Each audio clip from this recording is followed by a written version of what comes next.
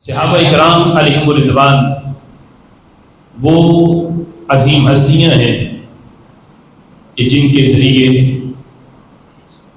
دین بھی ہم تک پہنچا، قرآن بھی پہنچا،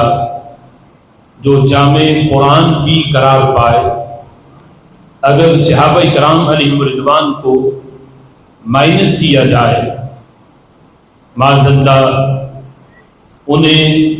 اگر اس دین سے نکالا جائے تو دین کی اصل اور جڑ ہی ختم ہو جاتی ہے۔ اس لیے کہ دین اسلام کے اندر صحابہ کرام علیہم الرضوان کی حیثیت جڑ والی ہے۔ جڑ سلامت ہو تو پھر تنا برقرار رہتا ہے، اس پہ ہریالی آتی ہے۔ جڑ سلامت ہو تو پھر اس شجر پہ بہار آتی ہے۔ جڑ سلامت ہو تو پھر اس شجر پہ پھل لگتا ہے، اور اگر جڑ ہی ختم ہو جائے تو وہ درخت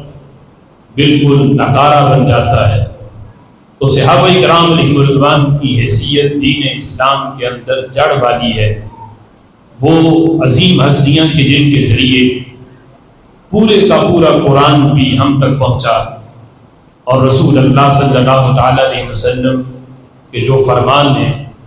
وہ بھی صحابہ کرام علیہم الرضوان کے ذریعے آج ہم تک پہنچے ہیں۔ صحابہ کرام علیہم الرضوان ہی قرآن مجید فرقان حمید کی ان آیات کے سب سے پہلے مخاطب ہیں کہ جن میں رب ذوالجلال فرماتا ہے یا ایھا الذین آمنو، اے ایمان والو۔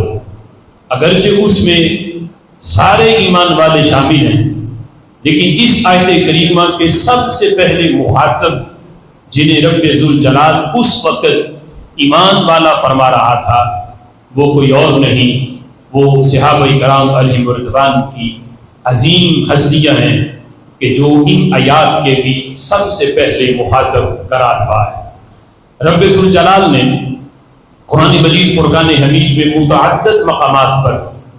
صحابہ کرام علیہم الرضوان کی عظمت کو بیان کیا۔ آج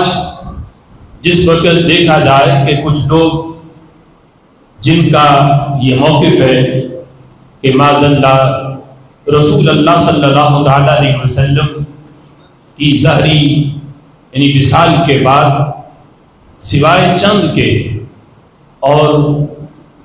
ان کا بھی وہ باقاعدہ نام لے کر کے سوائے 4 صحابہ کے بقیہ سارے صحابہ، وہ 4 حضرت مولا علی رضی اللہ تعالی عنہ، حضرت ابو ذر غفاری اور حضرت عمار رضی اللہ تعالی عنہ اور حضرت سلیمان فارسی رضی اللہ تعالی عنہ، ان 4 کے علاوہ وہ بقیہ تمام اصحاب کے بارے میں معاذ اللہ یہ کہتے ہیں کہ وہ دین اسلام سے معاذ اللہ پھر گئے اور وہ مسلمان نہیں رہے۔ یہ ان حضرات کا خیال ہے، لیکن ہمارے آقا صلی اللہ تعالی علیہ وسلم خود فرماتے ہیں ان اللہ اختارنی واختار لی اصحابی، لوگوں اللہ نے اپنے لیے مجھے چنا اور میرے لیے اللہ نے میرے اصحاب چنے۔ حضرت صدیق اکبر رضی اللہ تعالی عنہ سے لے کر